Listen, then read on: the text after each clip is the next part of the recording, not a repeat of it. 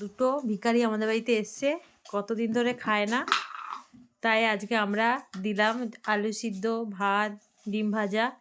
মেয়েটা তো এত খায় না, বললো গামলা ভর্তি করে দিতে, তাই গামলা ভর্তি করে দিয়েছি। ঠিক আছে, ছেলেটা দেখো। কতদিন খাওনি? 10 দিন খাওনি? আর তুমি কতদিন খাওনি? একদিন। মানে 9 দিন তুমি খাইয়ে ওকে 10 দিন ধরে না খাবি রেখে দিয়েছো? তুমি ভালো না। আমি একটা মহান ব্যক্তি যে এত রাতে ওদেরকে আমি ভাত, ডিম ভাজা, আলু সিদ্ধ করে খাওয়াচ্ছি।